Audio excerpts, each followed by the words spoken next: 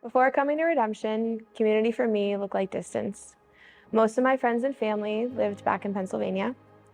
I had moved here with my then husband, and when we split, I felt the full weight of being alone. I was in the toughest season of my life: betrayal, anxiety, and no close Christian community to walk with me in real time. Yes, I had friends here in New York, but most weren't Christians. So I tried to figure it out on my own, kept up a brave face for my loved ones back home, while inside, I was breaking. I was surrounded by people, but deeply lonely, trying to make sense of the senseless and craving something more. The need to not feel so alone was almost as intense as the pain I was living through.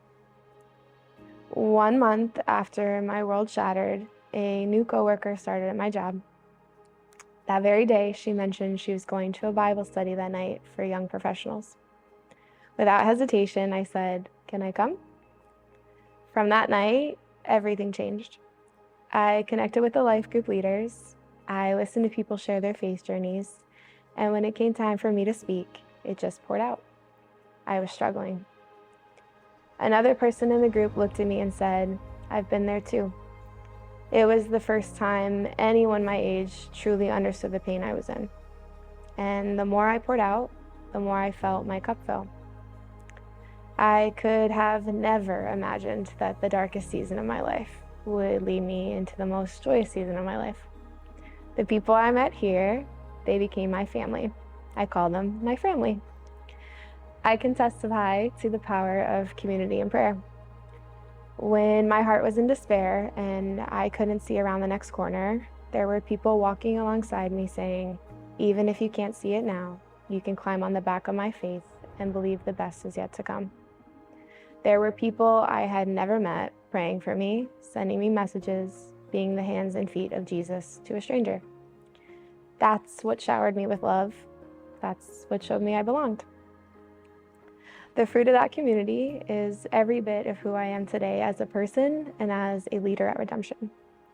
During my lonely season, strangers stepped into my pain and called forth something more. Every tear was planted in good soil. I went on to lead groups, first for people in their 20s and their 30s, now for those in their 30s and 40s. I even led a life group on disappointment right in the middle of my own grief.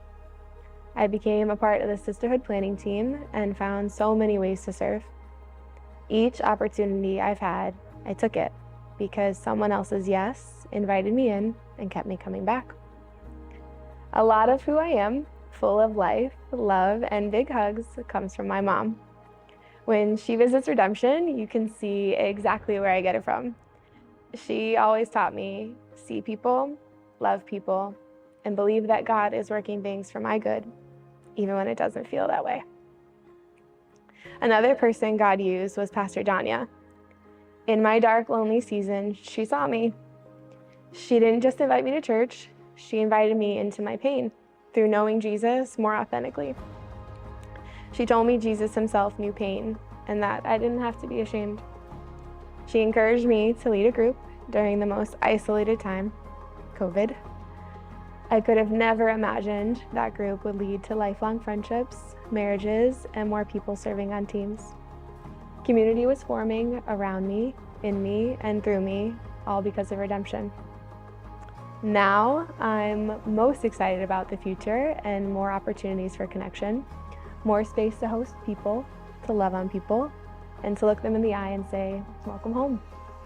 Because this isn't a place full of perfect people. It's a place full of people chasing the same thing: to be loved, to be seen, and to be chosen. Redemption is just a glimpse of what's to come. A place where we all belong, no matter our past, no matter our background, and no matter what it took to get us here. And if God could do this for me, he can do this for you too.